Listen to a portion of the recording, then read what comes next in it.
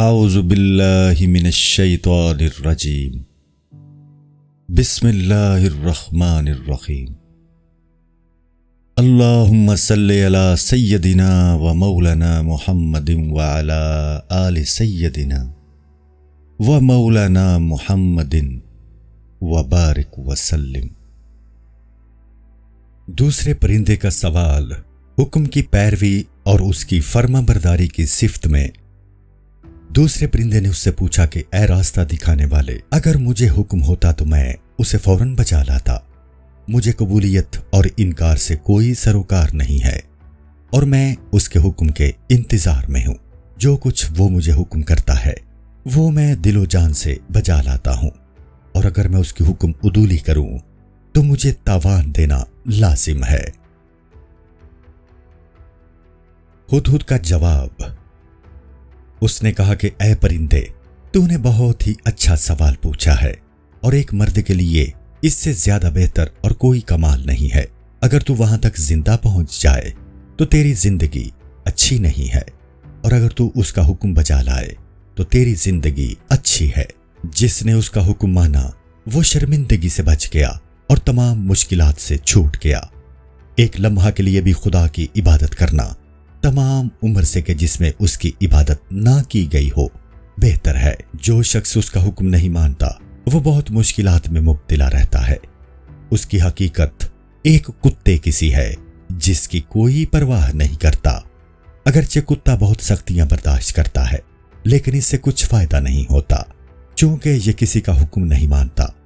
حکم دینے والا درست حکم دیتا ہے، تو اس کا حکم مان۔ تو اس کا غلام ہے، اس لیے اس کے حکم میں کوئی تبدیلی مت کر۔ ایاز کا جواہرات کے پیالے کا توڑنا۔ سلطان محمود کے حکم کی فرما برداری میں کہتے ہیں کہ ایک شراب کا جام ایاز کے ہاتھ میں تھا۔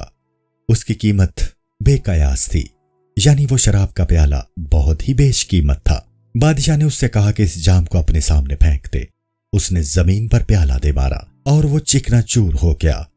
اس وجہ سے تمام امراء صباح میں شور و غل مچ گیا اور ایاز پر سب ناراض ہوئے۔ ہر شخص اس سے کہتا تھا کہ اے شوریدہ سر، سوائے خدا کے اس پیالہ کی قیمت کوئی نہیں جانتا، اور تو نے اسے اس بری طرح توڑ ڈالا۔ آخر تو شرمندہ کیوں نہیں ہوتا؟ اس کی اتنی زیادہ وقت و قدر تھی، تو نے ایک ذلیل شے سمجھ کر اسے اس طرح پھینک دیا۔ بادشاہ ان باتوں پر مسکرا رہا تھا اور لوگوں کے سامنے بالکل مطمئن معلوم ہوتا تھا، یہاں تک کہ ان میں سے ایک نے کہا، اے غلام، تو نے اس جہان کو روشن کرنے والے پیالے کو اس بری طرح کیوں توڑ ڈالا؟ ایاز نے جواب دیا، میں نے ایسا اس لیے کیا کہ بادشاہ کا حکم بجا لانا مجھ پر فرض تھا۔ تو صرف پیالے کا خیال کرتا ہے اور میں صرف بادشاہ کے حکم کا خیال کرتا ہوں۔ وہ غلام اچھا ہے جو اپنے آقا کے حکم پر چلتا ہے۔ اس پیالہ کی کیا حقیقت ہے؟ وہ اپنی جان تک دینے کو تیار ہے۔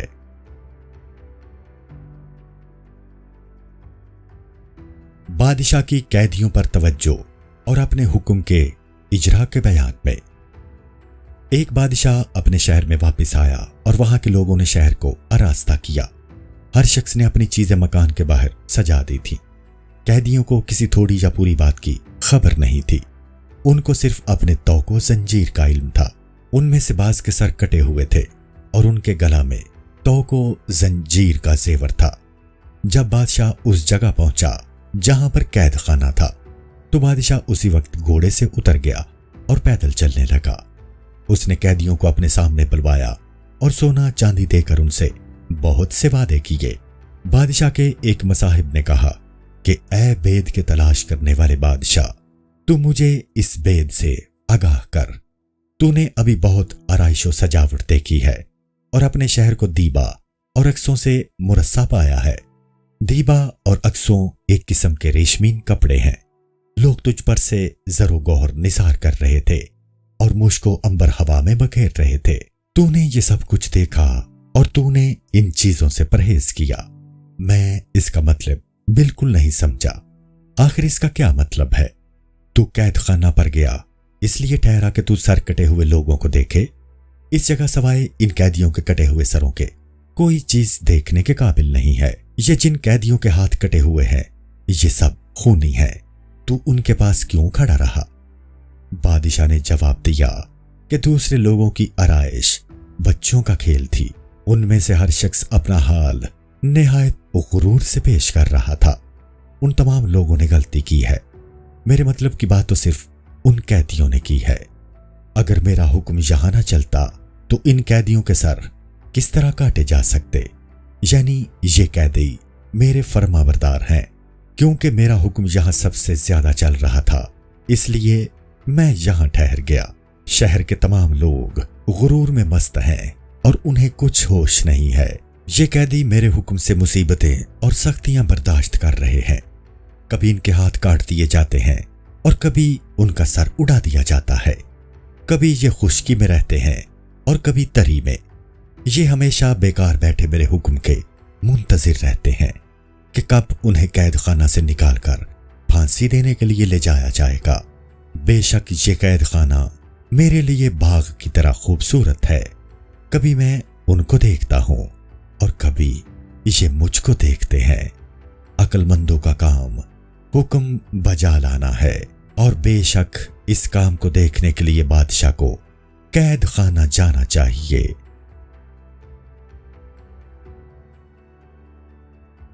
ایک خواجہ کا بایزید اور ترمذی کو خواب میں دیکھنا۔ ایک خواجہ دنیا کے بزرگ لوگوں میں منتخب تھے، یہ دنیا کے کتب تھے اور بہت خوش اخلاق تھے۔ کتب صوفیوں کی اصطلاح میں ایک درجہ ہے جو بعض اولیاء کو حاصل ہو جاتا ہے۔ کتب کے قبضہ میں دنیا کا انتظام ہوتا ہے اور یہ منصب اسے خدا کی طرف سے ملتا ہے۔ وہ کہتے ہیں کہ رات میں نے خواب میں بایزید اور ترمذی یعنی دو صوفی کو راستہ چلتے دیکھا۔ ان دونوں نے مجھے اپنا سردار بنایا اور میں ان کے آگے راستہ بتاتا ہوا چلا۔ اس کے بعد میں نے اس خواب کی تعبیر نکالی کہ ان بزرگوں نے مجھے اس قدر عزت کیوں بخشی تھی۔ اس خواب کی تعبیر یہ تھی کہ یہ صبح کے وقت میں نے ایک ٹھنڈی آہ بھری تھی، میری آہ کے اثر سے میرا راستہ کھل گیا۔ میری آہ نے خدا کے دروازہ کی جا کر کنڈی کھٹکھٹائی۔ جب میں نے وہ فتح کا دروازہ دیکھا تو خاموشی کی زبان میں مجھ سے خطاب کیا گیا کہ تمام پیر اور بہت سے مرید ہم سے بایزید کو واپس لینا چاہتے تھے۔ بایزید اپنے کام کی مزدوری میں ہمیں یعنی خدا کو مانگتا ہے، ہم سے کسی اور چیز کی خواہش نہیں کرتا۔ جب اس رات میں نے یہ بات سنی، میں نے کہا کہ میرے لیے یہ درست نہیں ہے، میں تجھ سے یعنی خدا سے تجھے خود طلب کرتا ہوں، تیرا عشق نہیں مانگتا۔ جبکہ میں تیرا درد عشق برداشت کرنے کی طاقت نہیں رکھتا تو پھر میں تجھے کیسے طلب کر سکتا ہوں؟ جو کچھ تو حکم دیتا ہے میری دلی خواہش ہے، میرا کام تو تیرا صرف حکم ماننا ہے، نہ مجھے اچھائی کی ضرورت ہے نہ برائی کی خواہش۔ میری ہستی ہی کیا ہے جو میں تیری تمنا کر سکوں؟ جو کچھ تو حکم دیتا ہے میرے لیے وہی کافی ہے، میں تیرے حکم کے مطابق کام کروں گا۔ میری اس بات کی وجہ سے ان دونوں بزرگوں نے مجھے اس قدر عزت اور مرتبہ دیا۔ جب ایک غلام ہمیشہ اپنے آقا کا حکم مانتا رہتا ہے تو وہ اپنے آقا کا حکم اپنی جان کے برابر عزیز سمجھتا ہے۔ وہ غلام نہیں کہلاتا جو غرور و فخر سے اپنی اطاعت اور فرما برداری کے متعلق ڈینگیں مارتا رہتا ہے۔ غلام کے خلوص کا پتہ صرف امتحان کے وقت معلوم ہوتا ہے۔ تو بھی امتحان میں پڑھ، یعنی اپنے آقا کے لیے سختیاں برداشت کر، پھر تیرا نام و نشان معلوم ہوگا۔ شیخ خرقانی کی حکایت نزا کے وقت اور ان کی تقریر۔ شیخ خرقانی نے یہ عجیب بات اس وقت کہی جبکہ آخر وقت ان کی جان لبوں پر آ گئی۔ اے کاش کہ مجھے مار ڈالتے اور میرے جلے ہوئے دل کو رہا کر دیتے، تاکہ لوگوں کو میرا دل دکھاتے اور بتاتے کہ میں کس قدر مشکلات میں مبتلا ہوں، تاکہ لوگوں کو معلوم ہو جاتا کہ وہ شخص جو خدا کے بیدوں کو جانتا ہے، اس لیے کہ بت پرستی یعنی کفر مناسب نہیں ہے۔ اے شخص، اطاعت کا مطلب اپنے آپ کو ذلیل کرنا ہے اور اسی کا نام بندگی ہے، اس کے علاوہ اور سب باتیں غلط ہیں۔ تو اطاعت نہیں کرتا बल्कि एक तरह से खुदाई का दावेदार है। फिर तू किस तरह अपने आप को जलील कर सकता है? तू अपने आप को जलील कर और फिर जिंदा रह। तू जलील इंसान बनकर औरों को जलाने वाला बन। जब इंसान इज्जत वाला बन जाता है तो उस इज्जत के साथ उसे हिम्मत भी हासिल करनी चाहिए। अगर कोई बेइज्जत शख्स खुदा के बेदों को मालूम करना चाहता है तो उसे फौरन इस राजदारी के मर्तबा से निकाल कर बाहर करते हैं। बेइज्जत लोगों के लिए खाना काबा का हर्म हराम हो गया है। अगर तू बाइज्जत शख्स है तो ये खाना काबा का हर्म तेरे लिए है। एक बादशाह का अपने गुलाम को खिलत बख्शना। एक गुलाम को बादशाह ने खिलत बख्शा। वो गुलाम खिलत पहनकर बाहर निकला। उसके चेहरे पर रास्ता की खाक जम गई थी। उसने खिलत की आस्तीन से उस गर्द को साफ कर लिया। एक दुश्मन ने जाकर बादशाह से शिकायत की कि ऐ बादशाह, उस गुलाम ने आपके खिलत से अपने चेहरा की धूल साफ की है। बादशाह अपने खिलत की इस बेइज्जती पर बहुत नाराज हुआ और फौरन उस गुलाम को सूली पर चढ़वा दिया ताकि तू जान ले कि जो शख्स बेइज्जत होता है उसकी बादशाह के दरबार में कोई कीमत यानी इज्जत नहीं होती।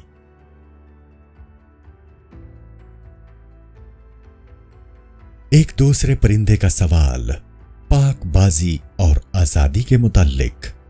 एक परिंदा ने कहा कि ऐ अक्लमंद हुदहुद, खुदा के रास्ता में इंसान पाकबाज कैसे रह सकता है?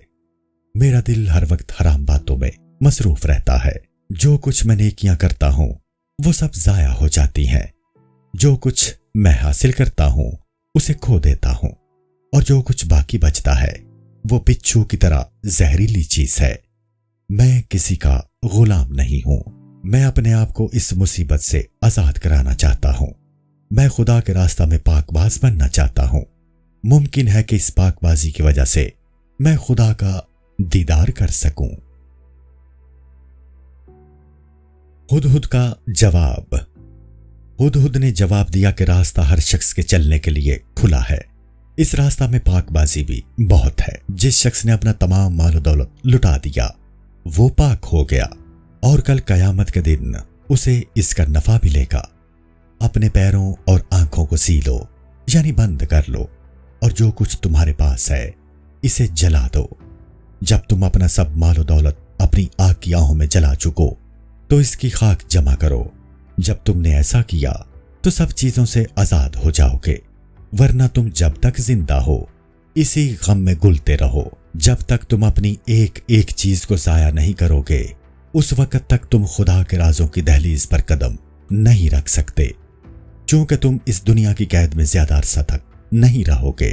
इसलिए जो कुछ तुम्हारे पास है उसे तर्क कर दो, क्योंकि तुम्हारी मौत के वक्त तुम्हारी एक एक चीज तुम्हें रंजो तकलीफ पहुंचाएगी। सबसे पहले तुम अपने सरकश नफ्स से दस्तबरदार हो जाओ। इसके बाद उठो और रास्ता चलने का इरादा करो। जब तक तुम पहले पाकबाज नहीं बनोगे उस वक्त तक तुम रास्ता नहीं चल सकते। तुर्कस्तान के एक बूढ़े की हिकायत। तुर्कस्तान के बूढ़े ने अपने मुतल्लिक बताया कि मुझे दो चीजें बहुत प्यारी हैं। एक तो मेरा ये अबलख 2 रंग वाला घोड़ा है और दूसरा मेरा लड़का है। इसके अलावा मेरे पास कोई और चीज नहीं है। अगर मुझे अपने लड़के की मौत की खबर मालूम हो जाए तो इस खबर के सुनने के शुक्र में मैं अपना घोड़ा खैरात कर दूं, क्योंकि मैं देखता हूं कि मेरी जान की आंखों को ये दोनों चीजें 2 बुतों की तरह प्यारी हैं। जब तक तू शमा की तरह नहीं जलता इस वक्त तक तू औरों के सामने अपनी पाकबाजी की डींग मत मार। जो शख्स अपनी पाकबाजी पर गुरूर करता है वो अपना काम खुद अपने हाथ से बिगाड़ता है। जब कोई पाकबाज और जाहिद शख्स शहवत की रोटी खाता है यानी गुनाहों में गिरफ्तार हो जाता है उसे उसी वक्त एक गूंसा लगता है। शेख खरकानी का बैंगन खाना और उनके लड़के का सर कटना। शेख खरकानी जो अपने बुलंद मर्तबा की वजह से आसमान पर तशरीफ रखते थे, एक रोज उन्हें बैंगन खाने का शौक उठा। उनकी मां शेख के इस शौक पर बहुत नाराज हुई और बहुत मुश्किल से उन्हें आधा बैंगन दिया। चूंकि उन्होंने आधा बैंगन खाया था اس لیے ان کے لڑکے کا سر کاٹ دیا گیا۔ جب رات کے وقت اس نیک لڑکے کا سر ایک شخص ان کے دروازہ پر رکھ گیا، شیخ نے کہا کہ کیا میں نے تم سے ہزاروں دفعہ نہیں کہا تھا کہ اگر اس فقیر یعنی شیخ خرقانی نے آدھا بینگن کھا لیا تو اس کی وجہ سے اس کی جان پر کب تک کوڑے لگتے رہیں گے؟ میری جان ہر وقت اسی طرح جلتی رہتی ہے۔ میرا کام آسان کام نہیں ہے۔ جس کسی کو وہ خدا اپنے کام کے لیے پسند کر لیتا ہے وہ اپنے دوست یعنی خدا کے سامنے کچھ نہیں کہہ سکتا۔ مجھ پر بہت مشکل آ پڑی ہے۔ یہ جنگ و صلح سے بھی زیادہ مشکل کام ہے۔ کوئی عقل مند اس راستہ میں عقل مند اور مستقل مزاج نہیں رہ سکتا۔ میرا کام تمام باتیں جاننے والے خدا سے آن پڑا ہے۔ ہر وقت ایک مہمان آتا ہے اور میرا امتحان لیا جاتا ہے۔ اگرچہ میں بہت غم و مصیبت میں مبتلا ہوں، لیکن جیسا کہ پہلے ہوتا تھا وہی آئندہ بھی ہوگا۔ جو شخص عدم کے پردہ سے دنیا میں پیدا ہوا وہ ہمیشہ خون کے آنسو روتا رہے گا۔ اس کے ہزاروں عاشق اس پر اپنی جان فدا کرتے ہیں۔ تمام مخلوق اسی وقت کسی کام آ سکتی ہے جبکہ اسے قتل کر دیا جائے۔ ذوالنون مصری کا راستہ میں 40 مرکہ پوشوں کا دیکھنا۔ ذوالنون مصری ایک صوفی تھے۔ ان کا یہ لقب اس لیے مشہور ہے کہ ایک روز آپ کشتی پر سوار جا رہے تھے، کسی کا موتی کھو گیا، لوگوں کو آپ پر شبہ ہوا، آپ کی دعا سے مچھلیاں پانی سے نکل آئیں، ہر ایک کے منہ میں ایک ایک موتی تھا۔ آپ نے پہچان کر گمشدہ موتی دلوا دیا۔ ذوالنون کہتے تھے کہ ایک دن میں جنگل میں صرف خدا کے بھروسہ پر چلا گیا، نہ میرے پاس کھانے کو تھا نہ کوئی لکڑی تھی۔ میری عقل انہیں دیکھ کر دنگ رہ گئی اور میری جان میں آگ لگ گئی۔ میں نے کہا کہ اے خدا، آخر اس کا کیا مطلب ہے؟ تو کب تک بادشاہوں کو ذلیل کرتا رہے گا؟ فرشتہ غیب نے آواز دی کہ میں اس کام سے واقف ہوں۔ ہم ان کو خود بھی مارتے ہیں اور خود ہی ان کا خون بہا دیتے ہیں۔ میں نے پوچھا کہ ان کو کب تک مارتا رہے گا؟ اس نے جواب دیا کہ جب تک میں خون بہا دے سکتا ہوں۔ میرا یہی کام ہے۔ خزانہ میں جب تک خون بہا دینے کے لیے دولت موجود ہے، میں انہیں اس وقت تک قتل کروں گا جب تک ان کا افسوس کر سکتا ہوں۔ میں انہیں قتل کروں گا اور پھر انہیں سرنگوں تمام عالم میں گھسیٹتا پھروں گا۔ اس کے بعد جب ان کے جسم کے اعضاء غائب ہو جائیں گے اور ان کے سر اور پیر بھی بالکل گم ہو جائیں گے، میں انہیں خدا کے سامنے پیش کروں گا اور اپنے حسن سے ان کے لیے خلق بناؤں گا۔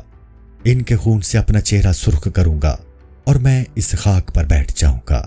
میں اپنے کوچہ سے سایہ نکال دوں گا اور پھر اپنے چہرہ کا آفتاب دکھاؤں گا۔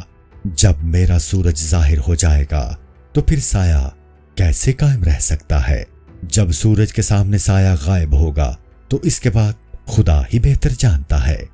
جو خدا میں غرق ہوگا وہ اپنے آپ سے آزاد ہوگا، اور جو اس کی ذات میں محو نہیں ہو سکا اس کی زندگی بیکار ہے۔ تو اس کی ذات میں محو ہو جا اور اس کے متعلق کچھ مت کہہ۔ تو اپنی جان اس پر فدا کر دے اور کسی دوسری چیز کی تلاش مت کر۔ مجھے اس سے زیادہ اچھی کسی دولت اور سعادت کی خبر نہیں ہے۔ ایسے لوگ کہاں ہیں جو اپنی ذات کو اس کی ہستی میں محو کرنے پر رضامند ہیں؟ السلام علیکم۔ پوری کتاب دیکھنے کے لیے ہمارے یوٹیوب چینل صوفی سما کی پلے لسٹ میں جائیں۔ یہاں آپ کو مختلف بزرگوں کی کتابیں ملیں گی، اور جو کتاب پوری نہ ہوئی اس پر کام تیزی سے ہو رہا ہے اور ریگولر بیسس پر اپلوڈ ہوتی رہتی ہیں۔ آپ سے گزارش ہے کہ آپ ہمارے یوٹیوب چینل کو سبسکرائب کر لیں اور بیل نوٹیفیکیشن پر کلک کر لیں تاکہ ہماری آنے والی کتابیں آپ کو ملتی رہیں۔ جزاک اللہ خیر۔